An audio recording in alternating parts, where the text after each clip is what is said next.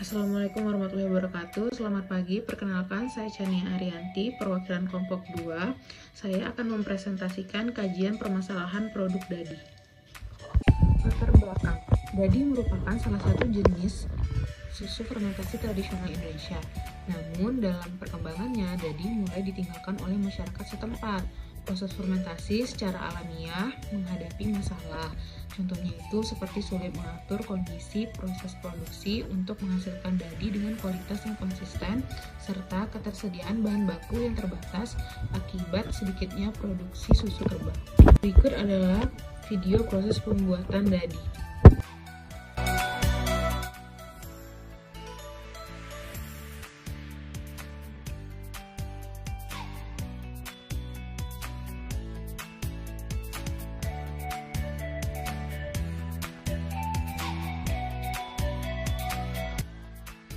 Permasalahan yang dapat timbul dalam proses pembuatan dadi itu yang pertama, produk dadi itu memiliki cita rasa, mutu, dan tekstur yang tidak konsisten. Kedua, ketersediaan susu kerbau sebagai bahan baku dadi semakin terbatas dan sulit diperoleh. Yang ketiga, produk dadi memiliki masa simpan yang singkat. Lalu yang keempat, dadi yang dihasilkan masih bersifat plain sehingga kurang menarik konsumen. Permasalahan yang timbul disebabkan dengan adanya proses fermentasi spontan tanpa inokulasi starter atau kultur. Yang kedua, pembuatan produk dadi tanpa melalui proses pasteurisasi maupun kemasan aseptik.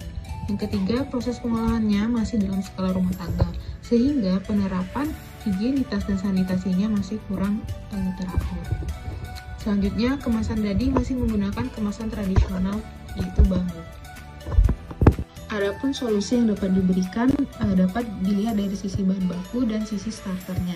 Yang pertama, susu kerbaunya itu bisa diganti dengan susu sapi yang sudah dievaporasi karena susu sapi yang sudah dievaporasi itu akan mirip komposisinya dengan susu kerbau.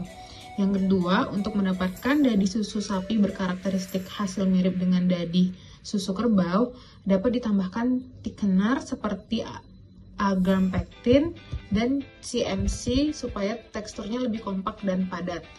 Yang ketiga, penambahan flavoring agent dapat dilakukan supaya menambah variasi rasa dan memperbaiki rasa dan aroma dari dadi tersebut.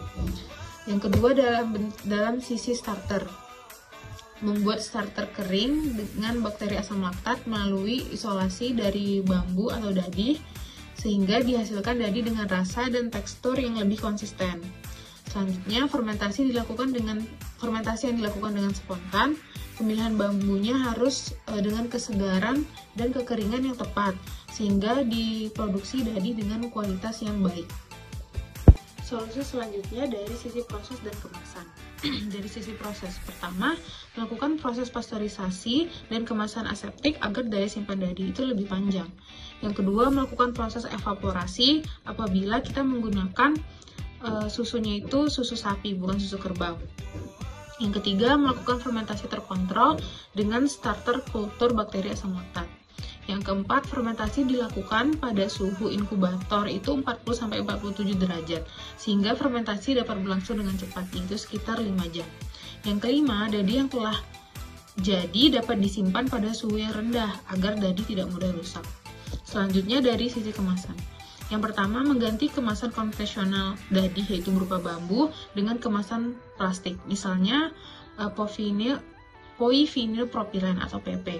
Penggunaan jenis kemasan PP lebih higienis dan steril, terus juga lebih menarik, mudah dibawa, dan dapat menampilkan informasi produk. Selain itu, harganya juga lebih murah dan dapat memperpanjang masa simpan dadi.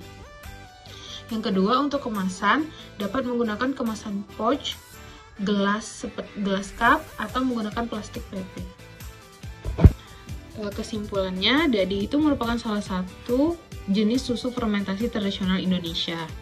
Untuk meningkatkan kualitas produk serta minat masyarakat terhadap dadi, dapat dilakukan beberapa solusi seperti mengganti bahan baku dadi dengan susu sapi, membuat fermentasi dadi lebih terkontrol dengan penambahan starter kultur bakteri asam laktat, menambah flavor pada dadi, melakukan pasteurisasi dan kemasan aseptis, dan mengganti kemasan dadi menjadi kemasan plastik. Berikut adalah referensi-referensi yang kelompok kami gunakan. Terima kasih.